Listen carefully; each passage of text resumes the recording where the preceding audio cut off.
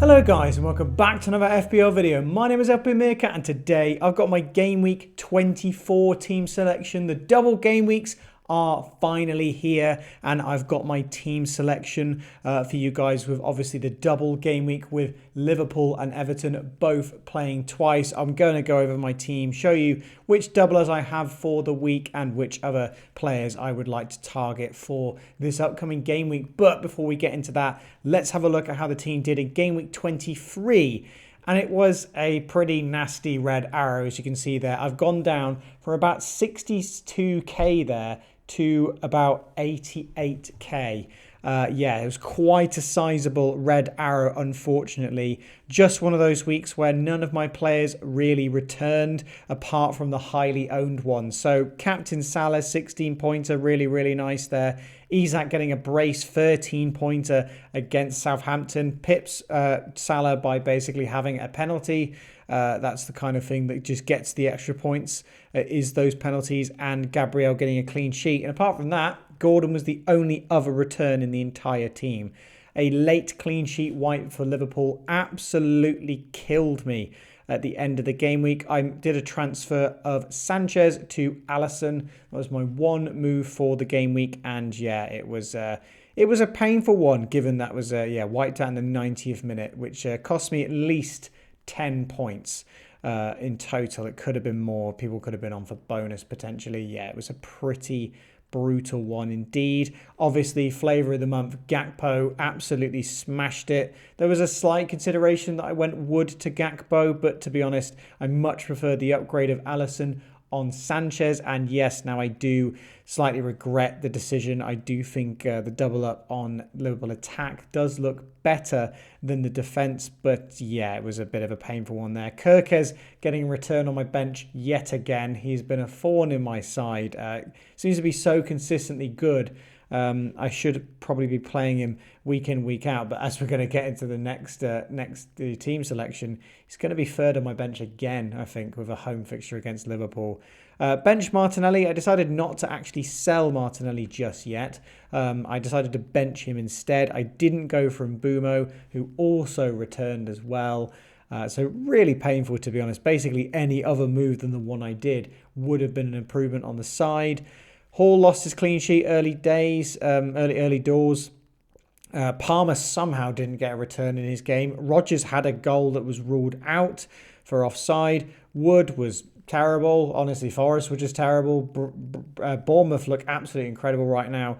Mateta came close on a couple of occasions, but yeah, not a very good returning from that. So despite my team feeling really good, it was a pretty terrible game week, down to 88k, as you can see there. But that's not what you're interested in. What you're interested in is how the team looks for game week 24.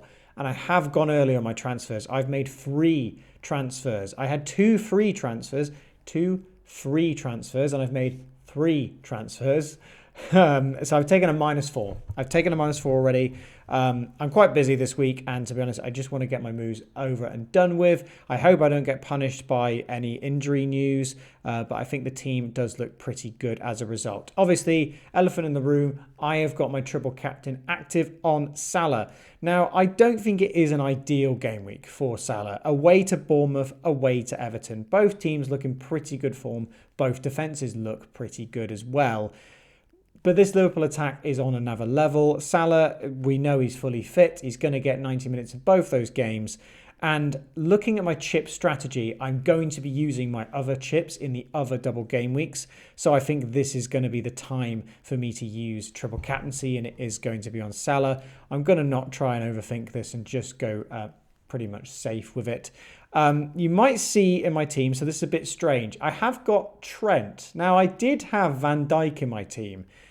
I just can't go any longer without Trent. Trent has been outscoring Van Dijk considerably every single game week, or most game weeks, since I've had Van Dijk in my team and since Trent's been back from injury. And yeah, I basically could have pulled the trigger to do a -4 to get Trent in at any point and it would have paid off. So I'm doing it now. I'm doing it now right before a double. He looks incredibly advanced. He might as well be a right winger in the game against Ipswich. So yeah, I really want to back that attacking threat from Trent. And of course, I've got Alisson there in net as well for the double.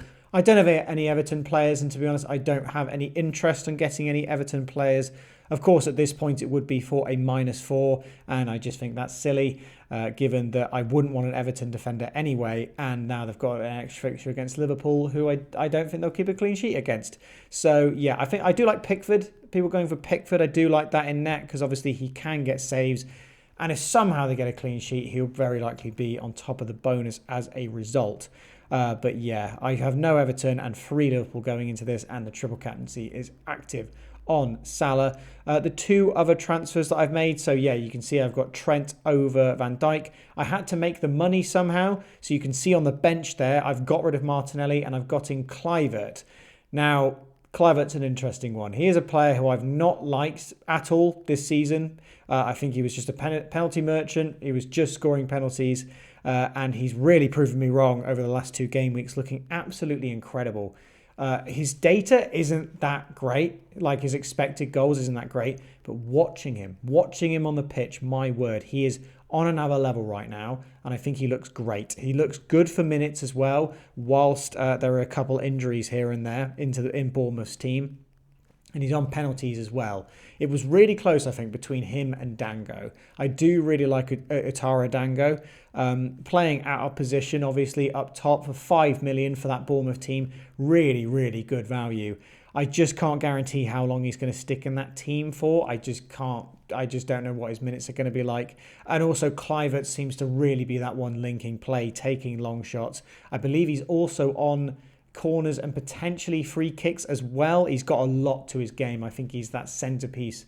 Well, on the pitch, he's literally the centrepiece of that Bournemouth attack. So, yeah, I really wanted to get Kluivert in. Obviously, benching him this week against Liverpool, but I'll probably be playing him every single week until the blank, I imagine. I'll be playing him. I'll be starting him most weeks. So yeah, Martinelli is gone. The fixtures were looking pretty good for Martinelli, but he's just too much of a rotation risk now. I can't be dealing with that kind of player who I just don't know week in, week out whether they are going to start. And the other move I did for a -4 was to go from Gordon to Mbeumo. Again, another player that's been really highly owned, absolutely killing me. Tottenham at home is a really good fixture for Mbeumo. Gordon at home to Fulham wasn't a terrible fixture. I think it's a pretty difficult one. So I might regret taking that -4. I think it will pay off in this one game week, but even if it doesn't, long term I want Mbeumo. And yeah, I was fine taking a -4 given I have got my triple captaincy active. Again, disappointed for the output of the other 2 strikers last week, Mateta and Wood, but I'm going to hold put with them for now. Mateta's fixtures still look good. He still looked lively in that game previously against Brentford. Wood, however, the fixtures are getting a little bit tougher, and Forest do look like they've peaked. It does look like they're starting to slow down now, so I don't know if the output of Wood is going to keep going. I'm definitely going to keep him for this Brighton fixture, but I may look to move him on next game week, potentially for Visser, because I do know those fixtures are looking really, really good for Brentford. Cunha, if he's still at Wolves, is definitely in my thoughts as well. And yeah, so as you can see here, I've now got 7 penalty takers in the team. Really, really feels like I've got a team that is at my own heart. It's, I've got penalty takers, talisman. This is the kind of things I want to look for in my team. Rodgers is the only one who doesn't, but again, I've had him for such a long time. He's just such brilliant value, and the fixture's still good for Villa. The only issue is I think this is going to prove a bit of a benching dilemma next game week. But I could even use the bench boost next week, to be honest. My bench looks pretty good. But yeah, I do like the team how it is. The only dilemma I have, I'm definitely going to bench Kluivert. If he scores against Liverpool, I'm just going to call that really unlucky. The only benching dilemma I've got is whether I start Gabriel or whether I start Robinson or maybe Kirkez. I mean, he does seem to be returning pretty regularly at the moment, but I think it's quite difficult to know who to start from the defence because I don't think my defence is that good this game week, considering I went down the Alisson path rather than going for a Canate or rather than getting rid of Gabriel. I kept Gabriel in and I'm pretty happy I did so, given he got a clean sheet against Wolves, and after this game week, the next 2 look really good for Arsenal. So yeah, glad I kept him in.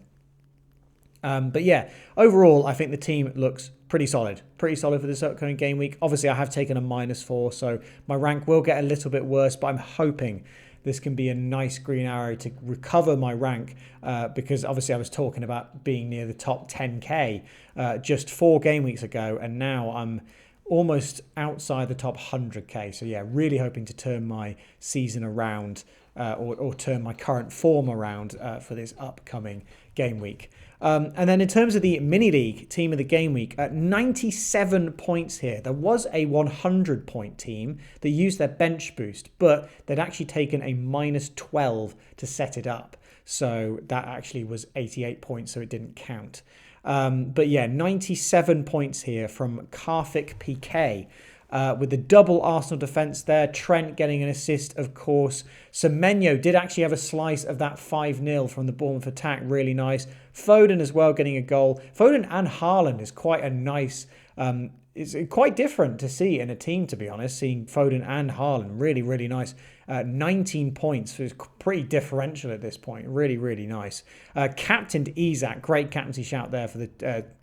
13 points doubled. And then, of course, the star of the show, Gakpo, getting 2 goals and an assist. Really, really well if you went for Gakpo last game week. I wasn't 100% sold on it myself, but yeah, he definitely looks like he is that starting left winger for Liverpool. And yeah, he was really in the points in that game week. So really well done to you, Karthik, for the top score in the mini league.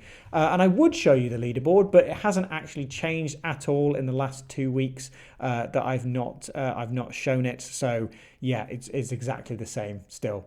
So still all to play for. I hope you guys have enjoyed this video. Please leave a like and get subscribed to the channel if you enjoy this kind of content. I hope you all get a green arrow in the double game week. How many doublers have you got for this upcoming game week? I've got 3, or I guess you could technically call it 5 if you count the triple captain. Do you have any Everton players? I'm not sold on them myself. Maybe an Ndai, I think, is the only one I've potentially even considered in terms of an attacker for Everton, but I'm really not sold by their attack one bit. So yeah, I'm not going to consider it myself, but I'll be interested to hear if any of you have gone for a differential punt in the double, maybe like a Luis Diaz or a Soboslai, someone a little bit different. But yeah, I hope you've all enjoyed this video, and I'll see you in the next FPL video.